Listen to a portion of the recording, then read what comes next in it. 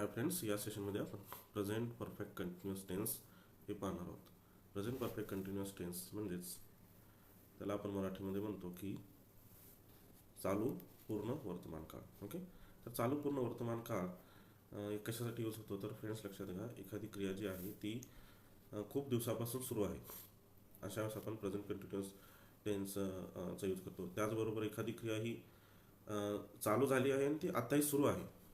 Okay, अशा वेळेसही आपण प्रेझेंट परफेक्ट कंटिन्युअस टेन्सचा यूज करतो. आता जसं की आम्ही तिथे 20 वर्षापासून राहत आलेलो आहोत. आता इथे बघा, ह्या सेंटेन्समध्ये राहत आलेलो आहोत म्हणजे आम्ही 20 वर्षापासून राहत आलेलो आहोत. ओके, आता मी सकाळपासून 10 वेळा चहा पीत 10 कप चहा पीत आहे म्हणजे सकाळपासून मी 10 कप चहा पीत आहे. ओके, आता बघा, ही जी क्रिया आहे की मी सकाळपासून सुरुवात केलेली आहे आणि अजूनही मी चहा घेण्याची क्रिया माझी चालूच आहे. म्हणजे इथं काय झालेलं आहे, इथं फ्रेंड्स लक्षात घ्या की चहाचं मी जे एक्झाम्पल दिलं त्याच्यामध्ये मी काही जे चहा जे पिऊन माझे झालेले आहेत. ओके, आणि अजूनही मी चहा पितच आहे म्हणजे एक कप झाल्यानंतर दुसरा, तिसरा, चौथा असं कंटिन्यू माझं चालू आहे चहा पिणे. म्हणजे काही कप माझे पिऊन पूर्ण झालेले आहेत आणि काही मी कप आणखी पित आहे. ओके, हे अशा अर्थाने म्हणजे इथं समजण्यासाठी तुम्ही एक लक्षात घ्या की एखादी क्रिया ही आधीपासून चालू झालेली आहे आणि अजूनही ती सुरू आहे. ओके, तर अशा वेळेस आपण प्रेझेंट परफेक्ट कंटिन्युअस टेन्सचा यूज करतो, हे लक्षात घ्या. आता याच्यात जर थोडंसं कन्फ्युजन होऊ शकतं की कंटिन्युअस प्रेझेंट टेन्समध्ये तर जर त्याच्यामध्ये आय प्रत्यय असतो आपल्याला माहिती आहे तिथेही आणि इथेही. तर त्याच्यामध्ये आता प्रेझेंट परफेक्ट टेन्समध्ये कसं असतं फ्रेंड्स की एखादी क्रिया चालू आहे, ओके, किंवा फ्युचरमध्ये तुम्ही करणार आहात याच्याविषयी आपण बोलतो. पण याच प्रेझेंट परफेक्ट कंटिन्युअस टेन्समध्ये म्हणजे या टेन्समध्ये आपण एखादी क्रिया चालू केलेली आहे आणि ती अजूनही सुरू आहे आणि काही भाग त्याच्यातला पूर्ण झालेला आहे, म्हणून त्याला प्रेझेंट परफेक्ट कंटिन्युअस टेन्स असं थोडं असं म्हणून आपण म्हणू शकतो फ्रेंड्स. ओके, तर तुम्हाला सेंटेन्सवरून ते आणखी चांगल्या प्रकारे लक्षात येईल. ओके, आता बघा त्याचा फॉर्म्युला काय आहे तर सब्जेक्ट आहे. ओके, सब्जेक्ट त्याच्यानंतर हॅज बीन किंवा हॅव बीनचा यूज केलेला आहे. त्याच्यानंतर वर्बला एनजी प्रत्यय आहे आणि ऑब्जेक्ट किंवा remaining part of the sentence इथे आहे फ्रेंड्स. ओके, आता इथं हॅज बीन आणि हॅव बीन कधी घ्यायचं तर इथं तुम्हाला लक्षात येईल की ह्या चार्टनुसार की जसं की I have been, we have been, you have been, you have been, he has been, she has been, it has been, a student has been, Jiya has been. Okay, म्हणजे इथे लक्षात घ्या ही, शी, इट आणि एक नाव आणि एक प्रॉपर नाव त्याच्यापुढे हॅज बीनचा यूज करायचा आहे आणि बाकी सर्वत्र आपल्याला हॅव बीनचा यूज करायचा आहे. इथे लक्षात घ्यायचं आहे फ्रेंड्स. ओके, म्हणजेच ही, शी, इट कुठलंही कॉमन नाव त्याचबरोबर प्रॉपर नावच्या पुढे हॅज बीनचा यूज करायचा आहे. एवढं इथे एक लक्षात ठेवा फ्रेंड्स. ओके, आता हे थोडं लक्षात आल्यानंतर आता आपण पुढे जाऊया. आता हे जे सेंटेन्स आहेत किंवा प्रेझेंट कंटिन्युअस टेन्स जे आहे ते कम्युनिकेशनमध्ये बऱ्याच वेळेस यूज होतं किंवा त्याचबरोबर न्यूज सांगत असतानाही याचा यूज होत असतो बऱ्याच वेळा. त्याचबरोबर एखाद्या गव्हर्नमेंटच्या स्कीम असतील त्या सांगण्यासाठी पण या ठिकाणी प्रेझेंट कंटिन्युअस म्हणजे प्रेझेंट परफेक्ट कंटिन्युअस टेन्सचा यूज होत असतो फ्रेंड्स नेहमी. हे इथे लक्षात ठेवायचं आहे तुम्हाला. बऱ्याच ठिकाणी जास्तीत जास्त न्यूजपेपर, न्यूज चॅनल याच्यावरती याचा यूज होत असतो आणि तुम्ही कम्युनिकेशनमध्ये सुद्धा याचा बऱ्याच वेळेस यूज करता, इथं लक्षात ठेवायचं आहे. आता बघा कुठे कुठे यूज केला जातो आणखी तर आता बघा जसं की we use the present perfect to talk about the something that begin in the past and still continuous now. म्हणजे काही पास्टमध्ये गोष्टी सुरू झालेल्या आहेत आणि ते अजूनही सुरू आहेत, त्यास आपण ह्या टेन्स यूज करतो.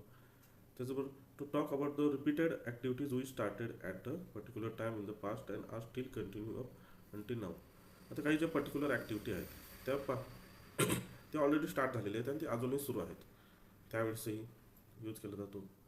त्याचबरोबर to describe the action that was recently completed but still relevant to the present. म्हणजे रिसेंटली काही गोष्टी कंप्लीट झालेल्या आहेत पण त्याचं जे रिलेव्हन्स आहे ते प्रेझेंटमध्ये सुद्धा अजूनही आहे, त्यावेळेसही आपण यूज करतो. त्याचबरोबर to describe the repeated activities that started in the past and still happening. म्हणजे काही गोष्टी पास्टमध्ये सुरू झाल्या आणि अजूनही त्या घडत आहेत.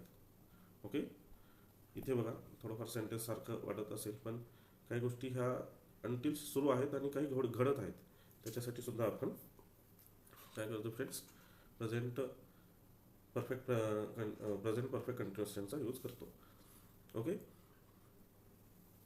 त्याचबरोबर to ask the answer question about the how long and activity has been happening. त्याचबरोबर किती वेळापासून या गोष्टी सुरू आहेत, ओके, असा प्रश्न जेव्हा आपण विचारतो त्यावेळेस आपण या सेंटेन्सचा किंवा ह्या टेन्सचा यूज करतो. ओके.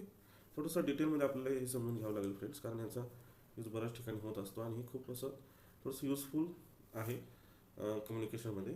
ओके. त्याचबरोबर पुढे आणखी बघा, तर योग्य the reason for the current situation, आणि एखाद्या गोष्टीचं जे करंट सिच्युएशन आहे ते सांगण्यासाठीच पण आपण याचा यूज करतो. ओके. तर आता मग सेंटेन्सवरून आता समजून घेऊ की कशा प्रकारे आणखी याचा यूज होतो. जसं की एक्झाम्पल बघा, I have been reading War and Peace for a month. म्हणजे हे तुम्ही काय करता, I have been reading War and Peace for a month, म्हणजे वॉर अँड पीस नावाचं एक जे काय आहे बुक आहे ते तुम्ही वाचत आलेले आहात. ओके. म्हणजे 1 महिन्यापासून तुम्ही वाचत आलेले आहात. ओके. जसं की I have been going to Spain on holiday every year since 1987. म्हणजे इथे बघायचा अर्थ काय होतो की मी 1987 पासून प्रत्येक वर्षी हॉलिडेला स्पेनला जात आलेलो आहे. ओके. म्हणजे इथे क्रिया बघा, ही आधी पण केलेली आहे क्रिया आणि आताही आणखी सुरू आहे. राईट. त्याच्यामुळे असं सेंटेन्स हे इथे यूज केलेलं आहे. जसं की पुढे बघा की I have been studying all day. मी सगळं म्हणजे पूर्ण दिवसापासून मी अभ्यास करत आलेला आहे. मी पूर्ण अभ्यास करत आलेलो आहे.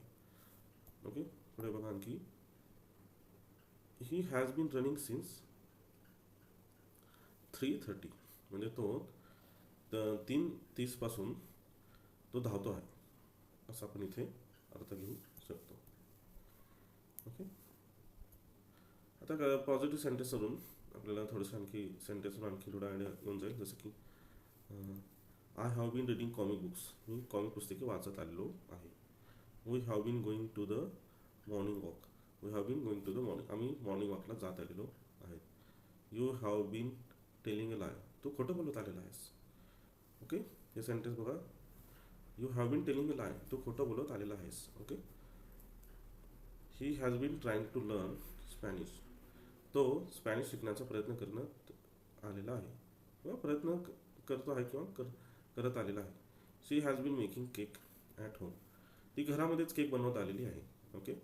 म्हणजेच आपण हे जे सेंटेन्स आहेत बघा, आपण यांना आलेली आहे किंवा असं म्हणण्यापेक्षा थोडक्यात असे म्हणतो की ती घरातच केक बनवते.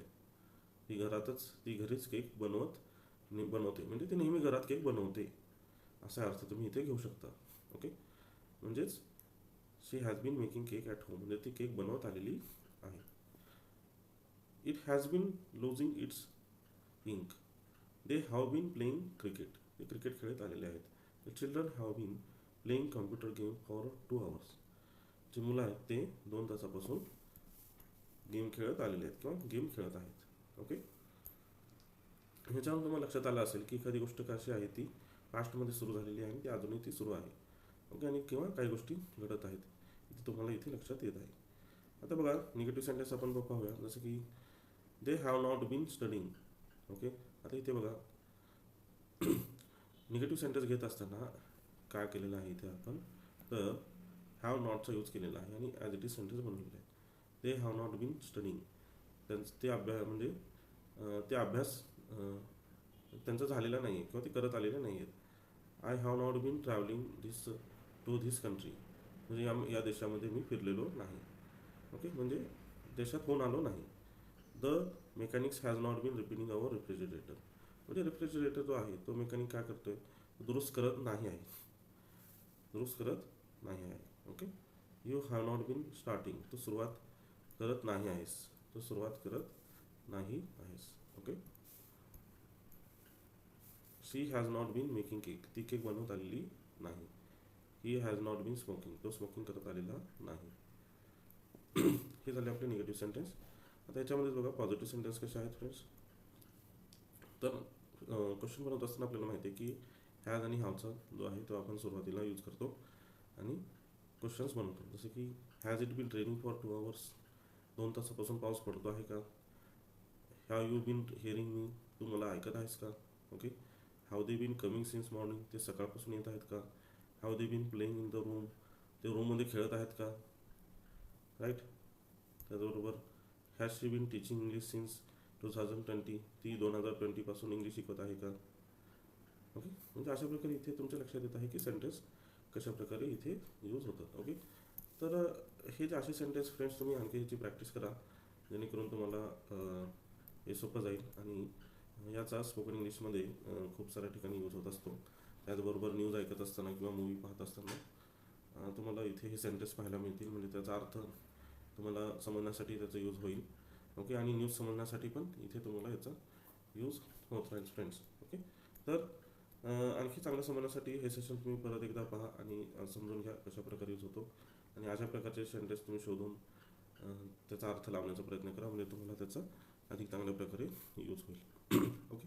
होप तुम्हाला हे समजलं आहे असं मी आशा करतो फ्रेंड्स. ओके. थँक्यू.